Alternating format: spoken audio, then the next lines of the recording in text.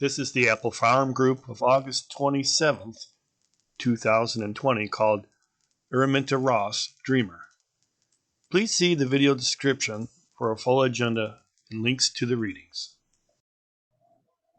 Welcome to Thursday group at Apple Farm.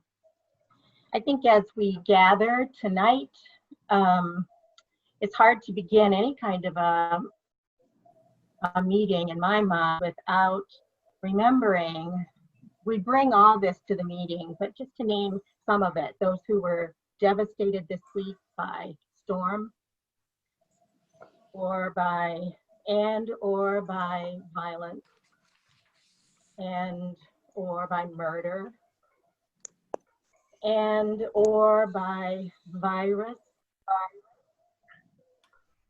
or by power that makes for unequal outcome of things. So we remember all of that. We bring all of that as we meet today. And tonight, again, we will look at some pieces of things and work, as Helen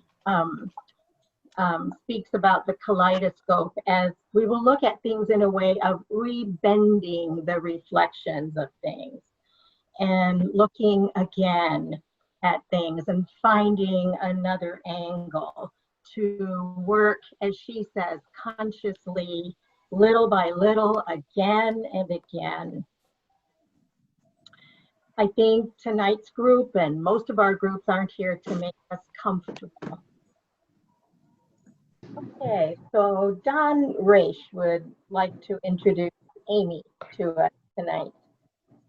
It's a great pleasure. Amy's a dear friend of Apple Farm and a friend of mine, certainly.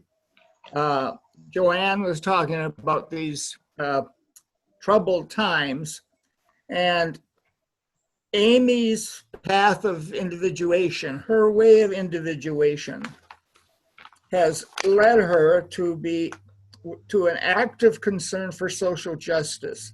And she participates in many actions in Grand Rapids concerning racial injustices, trying to work with the police department, helping to bring food to people who are particularly disadvantaged now. So it's a real delight. One of the things often when I just pick up with Amy and haven't talked to her for a little bit, I'll ask her, well, have you been in jail lately?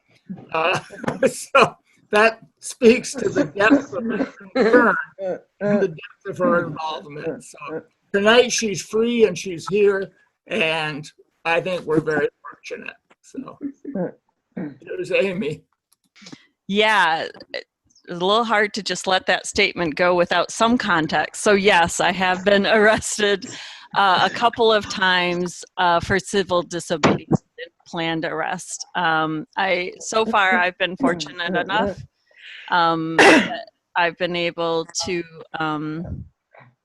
plan and not get picked up when I wasn't intending to be arrested. Part of that is most definitely my white privilege. Part of the fact that there are not continuing consequences because of my 2 arrests are due to my white privilege, and that's why I was specifically asked by folks. In these cases, it was for immigrant justice. It was to protest a contract that our local jail had with ICE that was separating families in our community. And I certainly see the possibility of arrests in my future to continue to use that privilege if Black organizers and immigrant organizers that I work with, if that's something that was asked of me, I would absolutely consider that and again talk about that choice with my family and make that choice if that was needed. So yeah, that's over the past 3 years, I've done a lot of organizing. I try always to do my organizing in right relationship with the people who are most affected by these issues. As a person who carries a lot of privilege, It's really important that I don't get ahead of myself and just do what I think is right, but to be in conversation and right relationship and listen to what's being asked of me. And, you know, one of the things being asked of me is to just always talk and always to offer an open conversation around race and racism and how it's acting in our lives and in our society and our culture. And with Apple Farm, as Don said, Apple Farm is near and dear to my heart. And when the subject of dreams comes up and dreaming, and it also has to do with not just racial justice, but Black liberation, it seems like two interests of mine get to intersect there. And I came across this article that we're going to talk about tonight called Black People Are Dreaming to Get Free, Literally, a while ago, and I was fascinated by it, and I thought it would be a helpful thing, if an uncomfortable thing, to share with everyone here. Because I know that so many of you are also involved in dream work and symbol work and what that can mean. So I certainly don't speak to this as an expert. I speak to this as sharing someone else's work and hoping we can share together and think together about what that might mean for our own practice and how we might be able to support these things in our own practice. I think the first thing I need to know from folks, because the article, it talks about Araminta Ross, and before we get started, does everyone know who Araminta Ross is? Yes, I see nods. Yes. Okay. And she is Harriet Tubman, right? Everyone knows that. Araminta Ross is the name that she was given upon her birth, her first birth.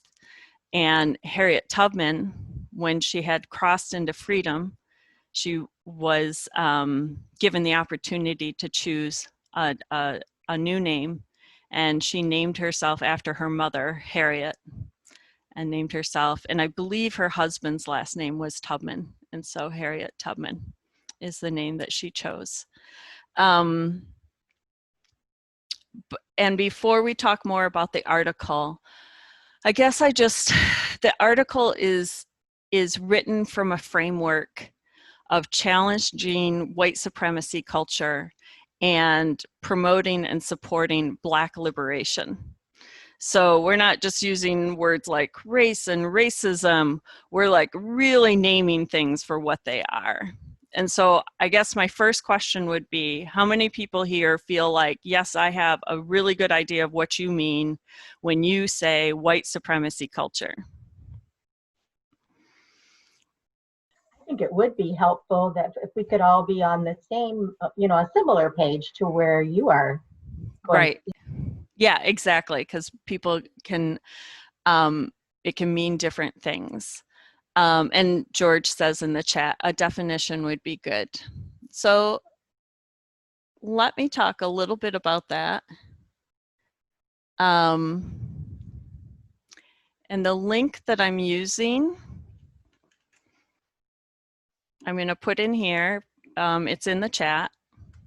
Sorry, George, I'm so used to doing this. Or John, I'm sorry. I'm so used to doing this that I kind of took over. No, that's your co-hosting. That's you. All good. Right, cool. And so this is a little web page that talks about white supremacy culture and what it is. And it talks about culture being the experiences, the attitudes, the religion, the notions of time, the concepts of the universe that a group of people share. And cultural racism, I'm kind of skipping along down the thing to keep it short. Cultural racism is how the dominant culture is founded upon and then shapes the norms and values and beliefs and standards to advantage specifically white people and oppress people of color. And white supremacy culture is not just an idea that white people and the ideas and thoughts and beliefs and actions of white people are superior to people of color, but it's the way that it works in institutions. So it's systemic and it's institutionalized.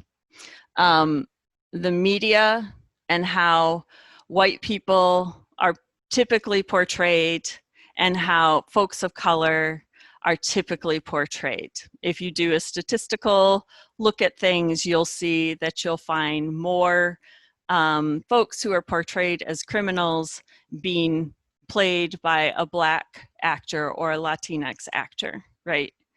The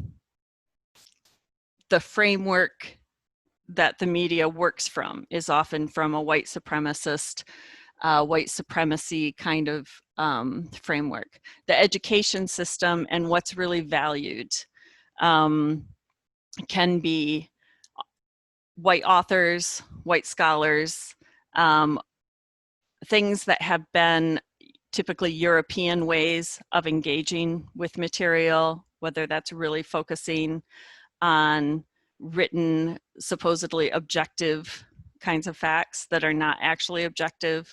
Something about the SATs are that they were actually constructed to be, to test a person's class and race more than their intelligence, because the whole educational system does in fact work around class and race.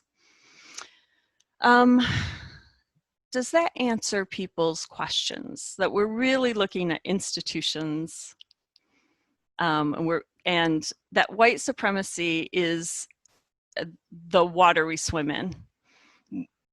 Oftentimes, if folks are white, they don't even notice how white supremacy culture is playing out in their everyday lives, in their everyday choices in what's presented to them in the world. Okay. And then when we talk about Black liberation, and I'm using specifically Black liberation because anti-Blackness can present itself even among other communities of color. I've included a link to a web page that talks about some principles of Black liberation.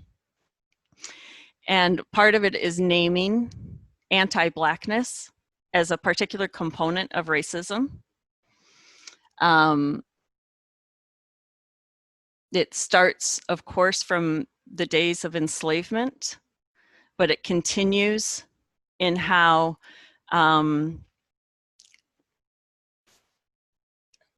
in systems, it will often be Black folks who have the least amount of wealth, or who are most often going from the school to the prison in the school to prison pipeline, or who are most highly represented among folks who are incarcerated. And then they talk about, it's also anti-sexism, it's queer liberation, it's trans liberation, it's anti-capitalism, it's acknowledging the state as being a force that continues to oppress Black folks. It's anti-ableism, it's disability justice, as well as the other things. It's internationalism, so knowing that folks in the US are not the only people living under anti-Black racism and oppressive systems. It's a solidarity across borders, and that borders themselves are part of an oppressive system. And as someone who's worked in immigrant justice, I can confirm, right? That whole idea of the border is oppressive. That one of the concepts around Black liberation is that when people are fighting back against the state, you may see property destruction, you may see behavior that you would not deem as civil or polite, but that the state is the main perpetrator, and by the state I mean the government, right, is the main perpetrator of violence against Black and brown people, because of the way that cops continually over-police Black and brown communities, because of the way that Black mothers who are giving birth, often their own health and their infant's health is put at risk, so that it affects the statistics of who actually survives the experience to a great degree when controlled for class, marriage status, and everything else. And then Black liberation has a space for solidarity and allyship. And people, there can be white folks fighting for Black liberation, but it's in, as I was saying before, in a right relationship and in solidarity. That was a lot that I hit you with, but does it give you a sense of the framework to which we're coming with to this article? And are there any questions? Thank you, Amy. I found that very helpful. So Okay. I really appreciate that. Sure, absolutely. Anyone else? All right. So the article, as I said, is really framed in these things, really framed in seeing very clearly what, how our institutions continually come together for oppression. And so when we talk about Black people are dreaming to get free, that's the framework that we're talking at. If people, I can put that, or John can put the link in the chat again so people can find it. So the title, as you can see, is Black People Are Dreaming to Get Free, literally. It was written late last year. The thing I'd love you to do before we read it is to talk about the author, which is not the name of a person here. If you could scroll all the way to the bottom of the article, and I'll read it out loud. So this article was written late last year by a group called Victory Dreamhouse. And here's how they identify themselves. Victory Dreamhouse is a Black online-based school and training base providing a variety of online classes and spaces to study, develop and reclaim technologies indigenous to Africans globally.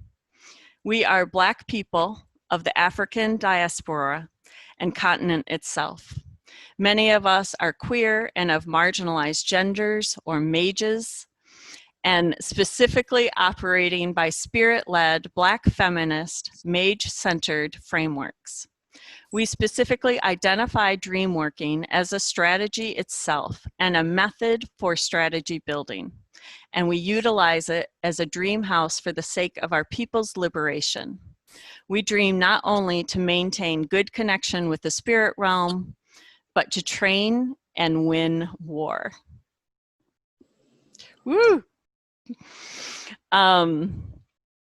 So it does not name who's involved with the group, and that can be pretty common, particularly in people doing radical work, that it's not safe to put individuals' names out available where they can be observed and surveilled by the state. So, but that gives you an idea. It's coming from a Black feminist framework. Black feminism, as some of you may know, was developed kind of in the late 60s, early 70s. I mean, it's not that there were not Black feminists before, but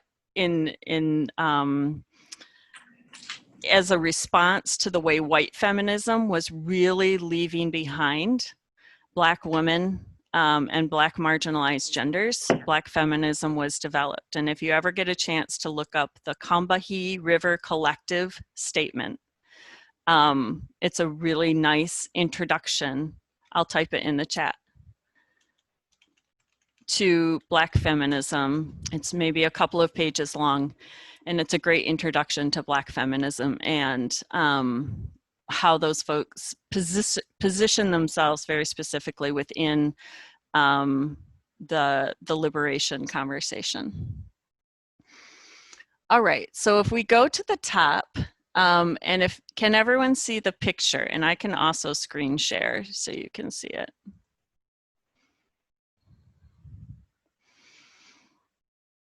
I just really enjoy this picture that they came up with for their article.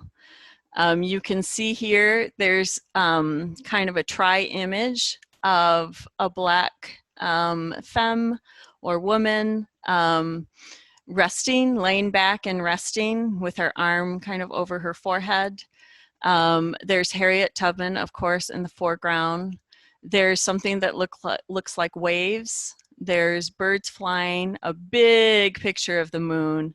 And then these lines here say to vanishing point on the horizon.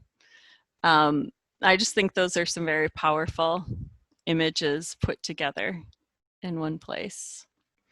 So I will start reading.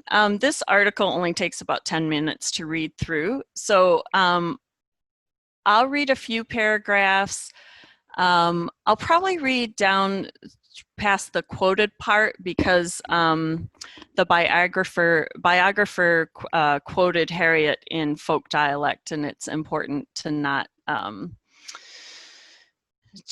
slip into blackface and try to do it in the dialect. So I'm going to read it just in my own dialect. Her name was once Araminta Ross, and she had a way of seeing that could make the world reach its end. Born first during the 1820s in Dorchester County, Maryland, and then later rebirthing her identity as Harriet Tubman, likely as an homage to her mother, Araminta was a warrior. And as a descendant of Black African people, being connected to the divine was her birthright. Though she was enslaved, her enslavement could never create a lasting barrier on her gifts. Harriet was a seer. A seer is one with second sight, skilled in seeing beyond the physical realm and into the spiritual realm. They are often able to experience the two as inseparable. When Harriet was a preteen, she came across an overseer beating an enslaved man who had attempted to escape. To protect him, she intervened, and the overseer threw a metal weight at the escapee, which hit Harriet over the head instead. The weight was over 2 pounds, and the injury had lifelong impacts. From that moment on, Harriet experienced sleeping spells, or what the West today calls narcolepsy. The complex and intricate relationship between notions of disability and indigenous concepts of spiritual marking are alive in Harriet's story.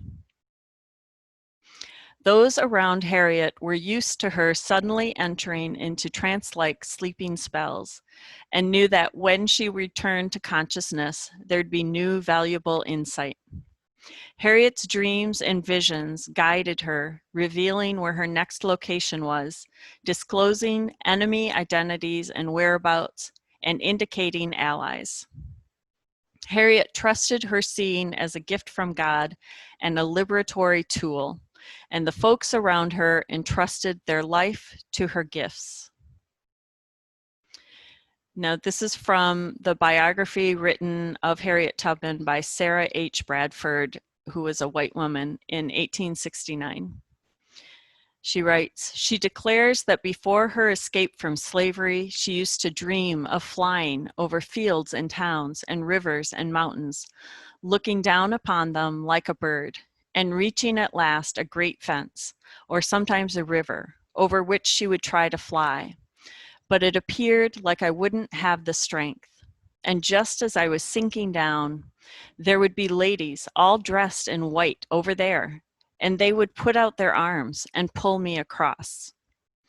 There's nothing strange in this, perhaps, but she declares that when she came north, she remembered these very places as those she had seen in her dreams. And many of the ladies who befriended her were those she had been helped by in her visions. Would anyone else like to start reading some of this? I'm happy to join in here. Sure. Harriet spoke with God every day, and God spoke right back to her. Her experiences echo the remembrance of African dream psychology. Since early beginnings, Africans have found remedy, freedom, and security in dreaming processes. We know dreams as sites of interaction with the spiritual world and other realms difficult to see through clouded eyes. Some dreams are prophetic or metaphorical and poetic in nature, while others are neither. Regardless of its function, one fact remains. We are able to receive information outside of what is considered our own cognition. When their turns of solemnity, excessive sleepiness came upon Harriet, she imagines that her spirit leaves her body and visits other scenes and places, not only in this world, but in the world of spirits. And that's again from Bradford. Yet what is imagination but the flow of spirit? Imagination is seeing, even if you lack the knowledge of where or who may be channeling from. You may be channeling from, sorry. However, you can have the knowledge of where you channel from, and you should. Inducing and divining with dreams, receiving them from our ancestors and other spirits, as well as engaging in dream analysis, have been dynamic practices of indigenous communities globally. Dreams can be used intentionally, and dream working is its own technology. Dream times are not merely sites to catch dreams, but to intentionally see. Being able to control our own dream spaces is power. And whether we identify as healers or dreamers, dream analysis is critical to our life journeys. When we embrace dreaming as knowledge, we begin to resource and train ourselves and those who come after. The legitimization of African dream work lies in the hands of African people. African diasporans have already put tremendous work into preserving trust in dreams as a whole. Community organizing and liberation work are weak without the integration of traditional and diasporic African cosmologies.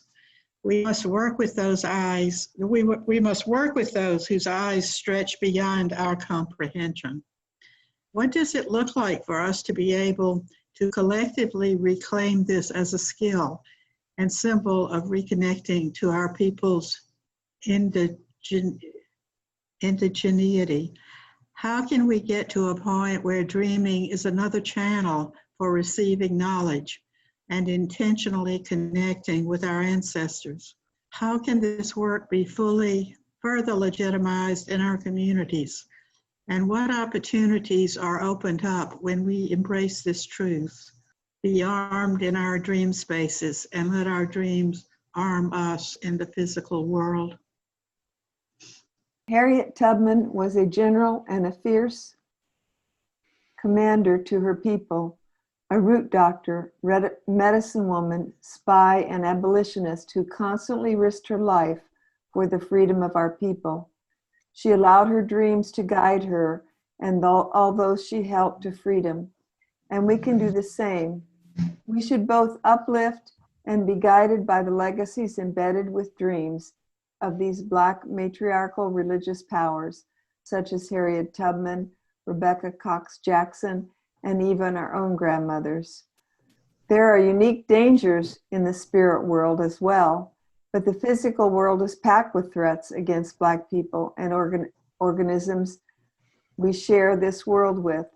We are hunted and tormented by both walking embodiments and literal ghosts of white supremacy.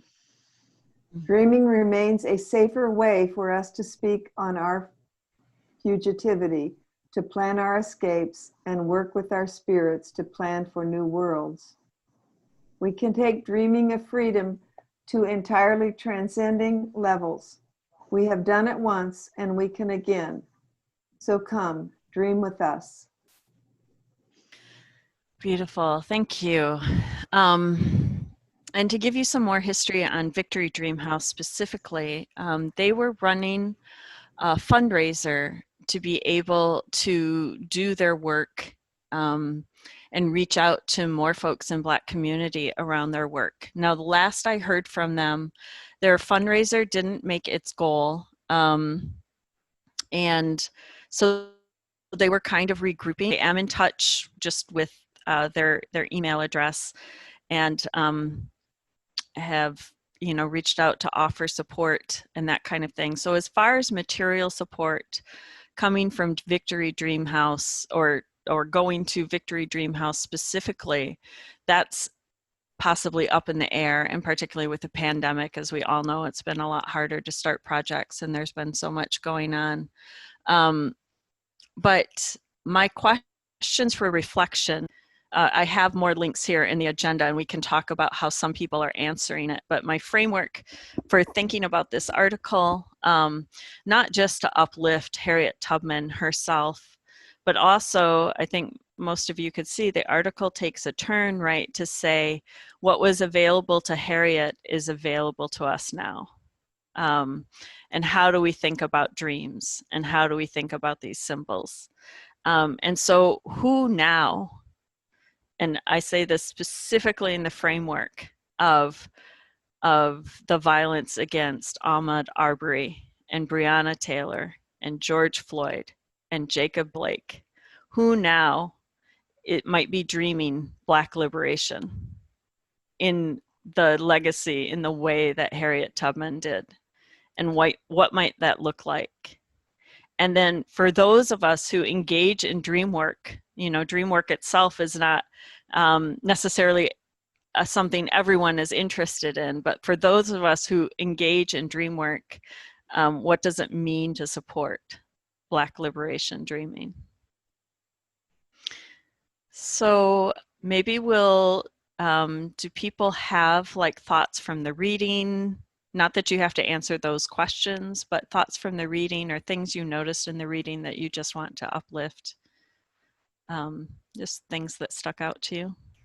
I think I felt a connection to Harriet Tubman when you're reading about her. I kind of feel that right now today, those with a good heart and a good soul are probably suffering with the Black people who have such a long road. And also, I think what I'm sensing today in my own thoughts are that we want to turn it upside down, but we don't want to turn it completely that way because that would be wrong. We want to turn it so that it's side by side, so that it isn't black over white or white over black, it's black and white together. I think too, what I have noticed, sometimes we use color as a more than a description, as a definition.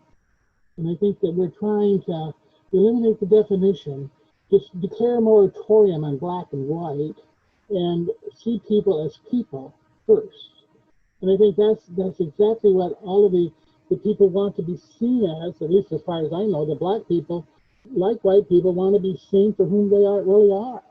Not for what we fear them to be, but what they really are. And I think white people are a little bit afraid of that. And I think that we have a little ways to go. Yeah, thanks for that, George. And I think that part of the reason that I wanted to point out the framework of white supremacy culture is that one of the things that can really work to actually perpetuate white supremacy culture is people will say, I don't see color, or to be colorblind in that way. And I completely agree with and support the statement of everyone should be seen for the human being that they are in all their complexity. The thing that statement takes away is the actual effects of systemic racism that I very much want to see people as they are. And if I am only doing that, it can end up actually obscuring the fact that Black and brown folks are locked up at much higher numbers than white folks. And, you know, healthcare availability it's not as available to Black and brown folks, and all these kinds of things. So that's a line that we're always trying to navigate, and a nuance I think we're always trying to navigate in. Let's see what the harm that's being done. And also, I think one of the beautiful things about this article is that people's resistance and their spirits and their connection to something bigger than themselves are all coming through in this article. And they're really holding this out as Black folks, we can come together and build a resistance and build a place for ourselves through our dreams. And I think that's what excited me so much about the article. As long as they don't try to be white. What's that? As long as they don't try to be white. Right. Yeah. Other thoughts or things that came up through the article itself? Well, I've always loved Harriet Tubman. She's been a hero of mine for a long time, and I love that she came from Maryland. I live in Maryland, so that has always been something to be proud of. But I might have seen these stories before about her dreaming of the people helping her, but that was just very moving. I didn't recall that, and I love the whole, I come from a shamanic tradition, and I love the whole thing about how sometimes an accident, an injury, an illness can be a kind of an initiation. And that's what it sounds like. She had, you know, this injury that, you know, probably gave some kind of brain damage or something. In the Western world, it's damage, but it enabled her to have these visions and so on. So I just found that all very moving. And what it made me, the sort of the call at the end of sort of like, yes, we can dream this way too, like Harriet Tubman. And it really, I mean, I sometimes have what I think of as the big dreams, you know, versus sort of my personal dreams or whatever. And then there are the collective dreams or the big dreams. And I felt like that's sort of what they're speaking to is sort of the larger dreams, the visionary dreams. And just wondering are there ways to intentionally try to enter into that space in dreams? Because I usually tend to just be like, let my dreams, let's see where it takes me. So is this group, for example, do they have specific methods they use to try to engage with that larger, you know, collective visionary dream for Black liberation in the future, or what? Yeah. Yeah, and I don't know about this group specifically because I think they're still developing it. And I would say that I suspect that this group is going to be a safe space for Black folks. So it won't necessarily be that white people are invited to be part of the schools and the classes and that kind of thing, and that's okay.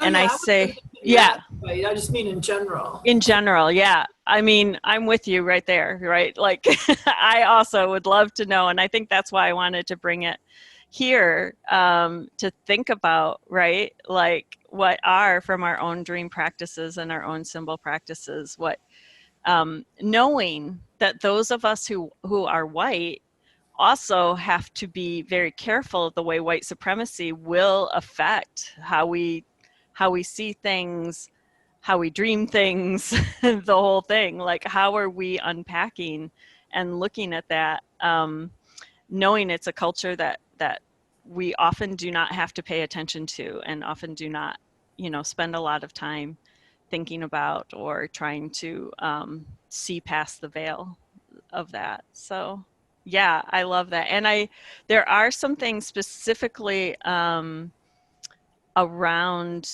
African,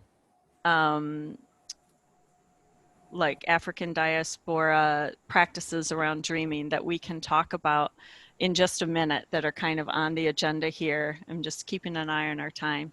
But did anyone else want to speak to anything that came up from the article for themselves? This might be a nice lead-in to where you're going.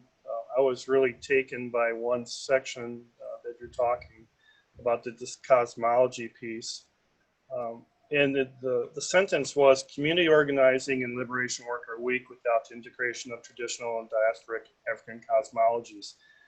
It's apparent to me that from my experience, I have not integrated or been part of that cosmology. Most of it's been European Christian cosmology. Some other cosmology, the Native American cosmology, I think of the Cherokee, how that had been suppressed and just also layered down. How we have not integrated that or suppressed that too as well. To work with those, it makes me wonder the potentials of what can be next now. I have one thing to add, Amy. As I was reading this, I thought, you know, this was probably not written for white people. And yet it resonates with me from beginning to end. And in fact, what brought me to the apple farm in 1999 were dreams that were, you know, at the time I didn't understand these dreams. They terrified me. I've had a lot of time now to work with them and understand them. And they were dreaming of white liberation from white supremacy. And those dreams guided me, and not just dreams, but visitations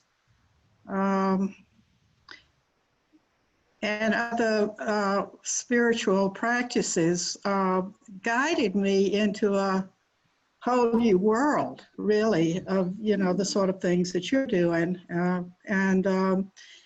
I couldn't have done that without the dream work that I, you know, was introduced to and supported in at the farm and then back in DC. So I think, you know, I can imagine groups of people getting into great intellectual discussions about whether this is cultural appropriation or not. And I'm glad I didn't have to go through that at the time I was going through what I was going through, because now, you know, I'm convinced. I don't argue with my dreams. I don't query my dreams as to where they're coming from. I know what my dreams are about most of the time.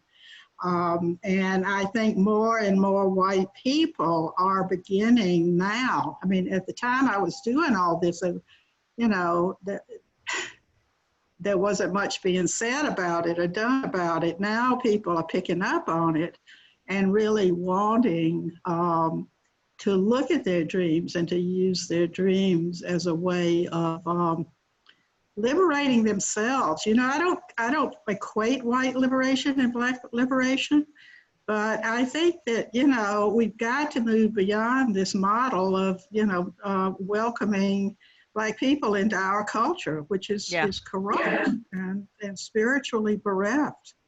So that's all I have to say right now. Thanks, Karen, and that sort of fits with some of my thoughts of how if we are doing dream work, and the deeper that, in a sense, the deeper that we go into the dream work, it will strip us of many of the aspects of white supremacy that we have within our psyches. That layer of our psyches will be slowly stripped away until we're open to a love for all people, nature and the world. So the self and the unconscious are not strike me as not being the least bit interested in preserving white culture, but trying to lead us to a richer and deeper truth. So,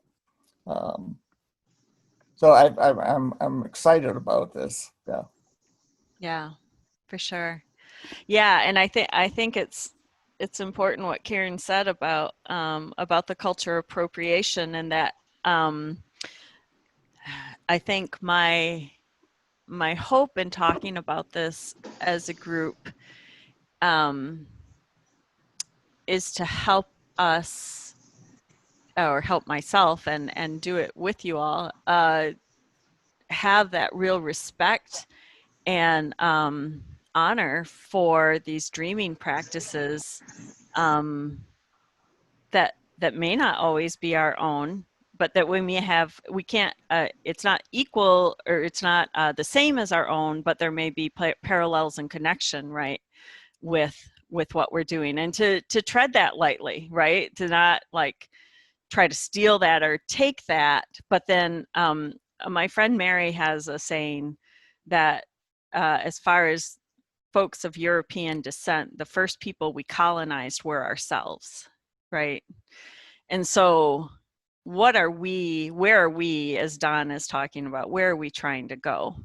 And how does it live in our lives politically? You know, I'm an abolitionist in that, and when I say a modern day abolitionist, what I mean is the prison industrial complex, I think, is something that has to be abolished, because it is the modern day equivalent of slavery. And that's a very big topic, right? But that's like, what is it that supports me in being able to enter that conversation with Black organizers that I work with?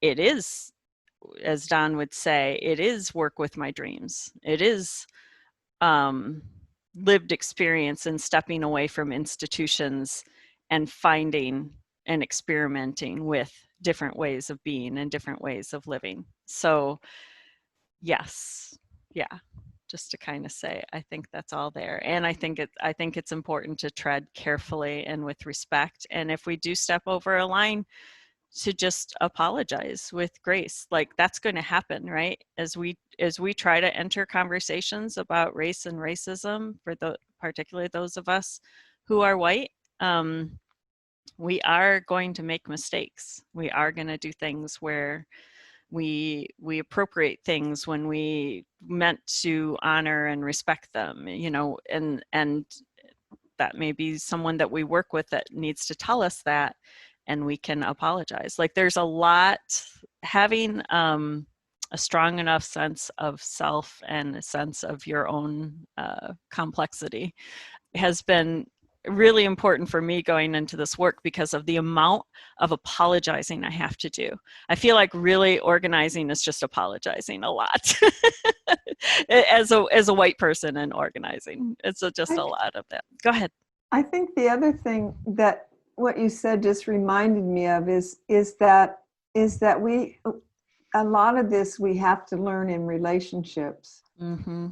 In other words, talking to somebody and having them correct us, having them say, this is my point of view, because I don't know any other way to learn it. You know, mm-hmm. It's like people always describe, you know, you can't see the water you're swimming in. You have to have somebody else to help you. And so I find with some of the, as a therapist, you know, some of the people I work with, you know, and I think it's because I become more open, but they're like saying to me, you know, by the way, you know, and helping me to see what my blind spots are. And it's really important to be open to that. For sure, for sure. And fortunately, there are articles like this, and there's a lot of material out there from folks willing to do this education, where we can learn from folks. And I think there is that part of white folks pointing each other out to you can read about white supremacy culture here. You can read about emotional labor here. You can educate yourself here, because that's so much labor to take on for Black folks trying to do this work, and for Black folks just trying to live their lives too, right? Like there can be so much. So yeah, I think there's space for both and, right? For all of that. So the article links to some more resources, and I thought we could spend just a little bit of time. I see it's 5 to 8, and should I end like around 8 or 8:10, Joanne? 8:10? Yeah, 8:10 will be fine. Okay, great.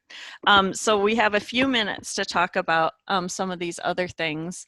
If you want to go back to the agenda for folks who can bring it up.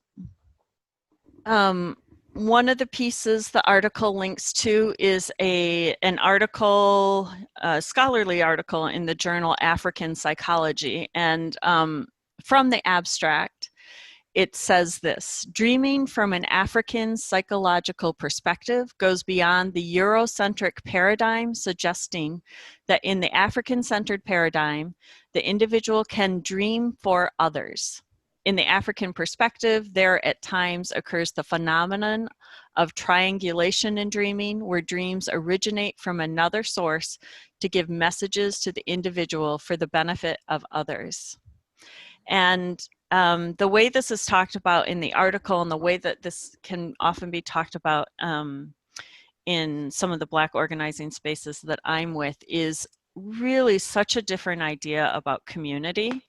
That is a resistance and a pushback. Well, it is its own thing. And what it does is resist and push back against individualism. And I know that we often talk about our individuation processes, but against individualism in white supremacy culture, that can really be, that's why the bootstrap mentality, right? Pull yourself by your own bootstraps. That's why folks who are often against liberation practices will talk so much about their own, how, they created their success by themselves without looking at all the cultural factors that in fact helped them create whatever their material or academic success is. And so that's individualism, and there's this framework or this tradition about dreaming for others and with others that I think we're getting a glimpse of. And if anyone has access to the article, you can totally read that. That sounds great. I did not. And then I wanted to share this piece about African predictive dreaming, which I thought was fascinating. That's item number 5 on your agenda. And I'm going to go to it for just a moment, and I'm just going to read a few paragraphs from it that I thought were just really generative and really interesting. It starts with Harriet Tubman. I can give you the link if people want to follow along. So about 7 paragraphs down in that link, Harriet Tubman, who had dreams showing her the routes for the Underground Railroad, accounted for her calmness when emancipation was proclaimed in 1863 by explaining that she had already done her celebrating 3 years earlier. One morning in 1860, the unerring conductress had arisen singing, "My people are free, my people are free." She came down to breakfast singing the words in a sort of ecstasy. She could not eat. The dream or vision filled her whole soul, and physical needs were forgotten. The author, who is Anthony Shafton, who is a white man, but who's written a lot about dreaming, specifically in African diaspora context, writes, stories like these suggest that prophetic dreaming was widely taken for granted by African Americans in slavery days. Folklore is a bridge between those times and the present. Puckett in the 1920s collected items about the causes for dreams coming true, such as sleeping under a new quilt, and about means to prevent that, such as throwing salt into the fire. And so here he's just really listing like all the ways that predictive dreaming was kind of accepted among African American communities and African diasporic communities. But he's very careful to say, and I'm going down a few paragraphs, most dream experts nowadays think the main benefit we can gain from dreams is insight into our true state of mind. So it's important to realize the fact that African Americans use dreams as predictions doesn't mean that they don't always use them as tools for gaining psychological insight. The two ways of looking at dreams don't necessarily exclude one another. And so here's a story told by an interviewee as an example of the wedding of predictive and psychological interpretation of a single dream. And here's the dream. Or no, actually, here's the story, and it doesn't start with a dream. I had a friend who ended up having an affair with my husband. As we had our little words, I said, "I really want you to leave." And she did. She actually left the city. Then there was a time when she returned, and I had a dream that I went to this concert. I walk into the auditorium, and sitting in the audience is a friend of mine whose name is Maya. Maya has on a royal blue hat with a feather, and I go to join her, and I say to her, "Oh, where did you get this hat? You know, it's wonderful." And she tells me she bought it at the store, and it was on sale. I said, "Cool." Then I look around, and I see this person, this woman, and I just had the sensation of anger. She's still in the dream. And I tell Maya, "Excuse me." I end up in the bathroom, and I say to her, I say, "You really just didn't believe me when I told you that I would kill you, did you?" I said, "I'm just gonna have to do it." And I grab her and I stick her head in the toilet, and I flush the toilet, just flush the toilet until she drowned. She disappears, she's gone. This is all in the dream. "Okay, reality," she says. I go to a concert at a time my husband's performing in the same auditorium. Now I'm very apprehensive because I'm told that this person is back in town. So I look in the audience and I don't see Maya in the damn hat. So I'm like, okay, woo, great. Because the dream was so real and so vivid. So I go and I sit down, and I'll be darned. Maya comes in and sits next to me, and she has on this damn blue hat. And I'm like, "Where did you get that hat from?" She said the same thing she said in the dream. Then, of course, I see this other woman, and I'm trying to understand what is going on. I'm talking about as a conscious human being. So what doesn't happen is I don't get that sensation that I had in the dream. I don't have any anger. And when I actually face her, confront her later, all of that had dissipated and had basically disappeared. And I just explained to my mother, and my mother said, "Oh, you just worked it out in your dream. You took care of the anger there." Isn't that a great story? And so what I love that, you know, and not, I mean, so not an expert on it or anything, but what I love is this possibility, right? That there are things very much outside what some of us might experience as part of dream work, that, as he would say, the predictive and the psychological interpretation available of dreaming. And when we think about dreaming for Black liberation, we think about the way that Harriet Tubman dreamed. I think that could be really exciting. Yeah, and then I included in the agenda the Harriet Tubman biography that was written by Sarah H. Bradford. You can read the whole thing online. It's not a very long read at all. There's also, in 2019, there was a film made about Harriet Tubman's escape to freedom. I see Ophelia nodding because it was beautiful, right? It was a really beautiful film. Yeah, it was really beautifully done.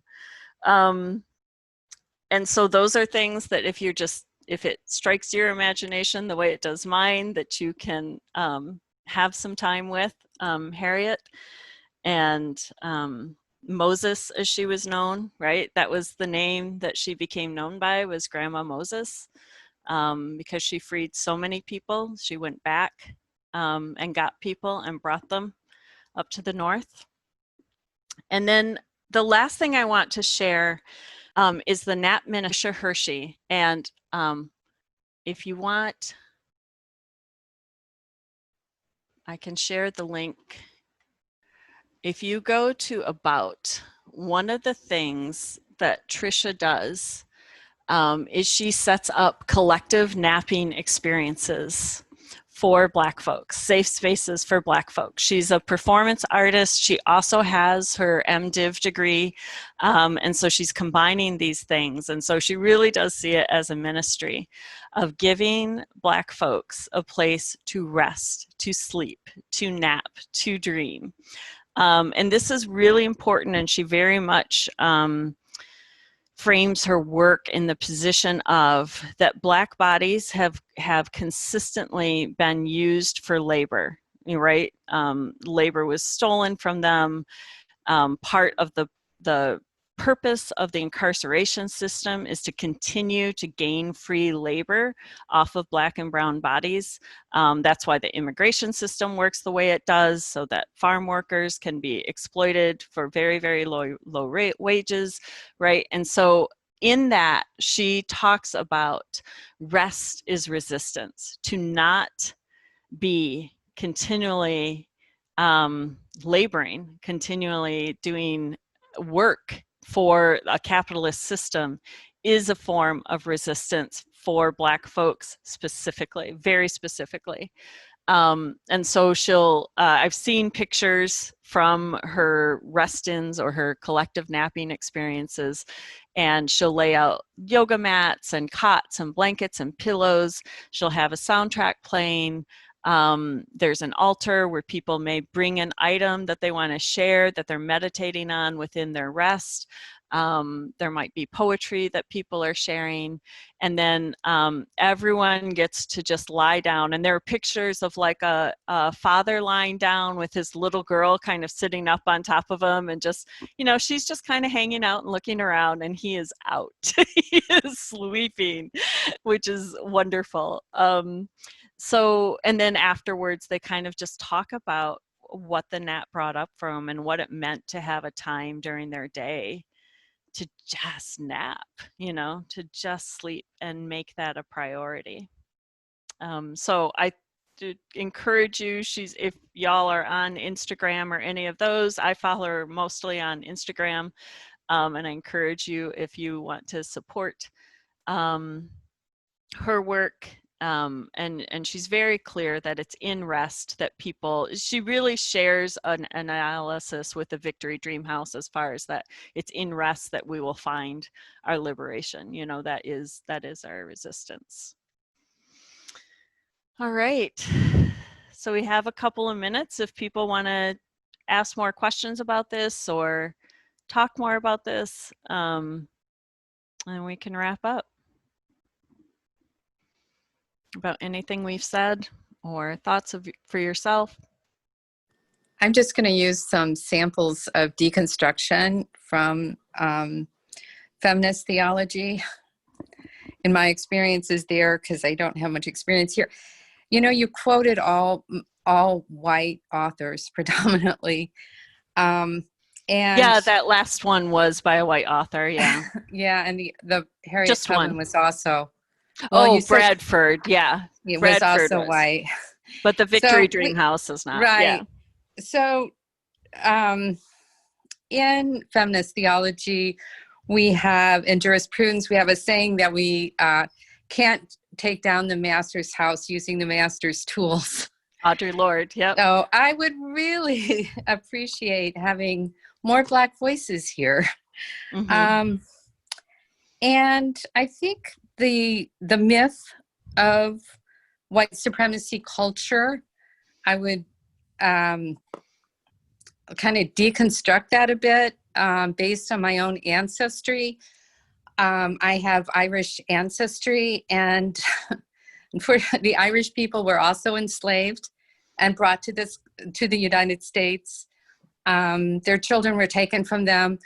There's a long history of this. So I guess I feel a little bit that I knew the white supremacy culture because I didn't feel white, not only from the Irish ancestry, but also because of my Catholic heritage. And the KKK actually sought to kill my ancestors because we weren't white. So I think it's a real myth.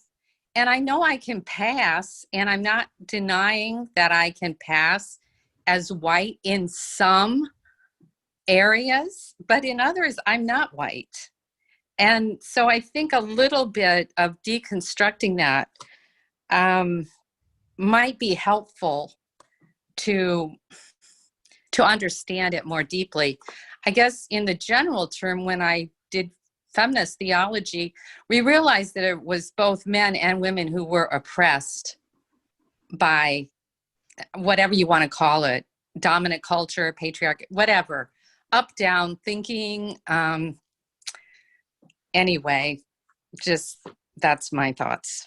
Thank you. Sure. Thank you. No, I really appreciate it. And I'm always happy to be called out. But I will say that of the part that I read, though I agree that that is a piece written by a white man, it was almost all quotes from the Black folks he was talking to. And I would absolutely agree that he framed them in a certain way. Absolutely.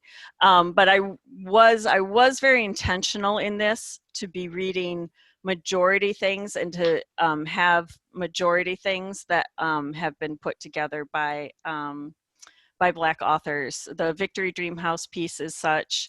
The Nap Ministry is that. And then the African psychology pieces as well. So yeah.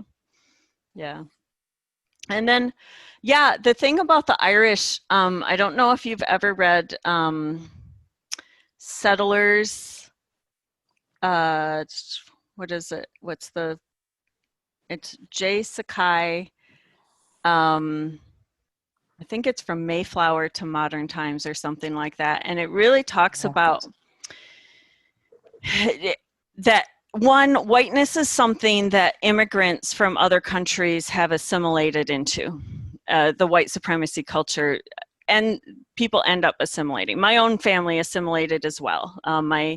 The thing that made a difference for my family was that my family is Polish and Irish. And so we certainly were not white when we arrived. You know, we were definitely Right.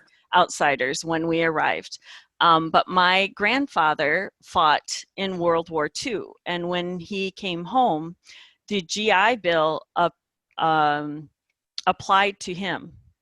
He couldn't use it to go to college because he already had a family, but he could use it to buy a home. And a home is a key to middle class and building wealth, right? And Black veterans could not use the GI Bill because of redlining, because the homes that realtors would show them and would sell them did not qualify for financing. And so they could not use the GI Bill for the same thing. And so that made the difference from my Polish-Irish family to being, you know, my mother was then the first in her family to attend college. And all of her siblings are now middle class. And that was the difference. So whiteness continually has a way to allow some folks to assimilate. And you see that in the case of George Zimmerman and Trayvon Martin, because George Zimmerman is a Latinx man who absolutely was allowed to kill Trayvon Martin with impunity based on the precepts of whiteness and of white supremacy. And so Latinx folks are doing the thing where some of them are approximating and approaching whiteness, and that continues to be a really complex conversation. But Yeah. Yes, because class enters also, Yep. and gender. And let's not, Yeah, absolutely. gender is also.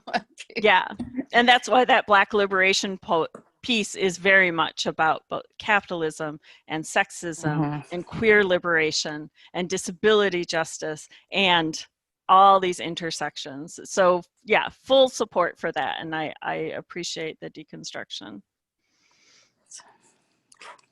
Oh, and the piece I was going to say about settlers is that when Irish folks came here, they were encouraged to join unions to fill up unions in ways that would stop Black workers from joining the unions.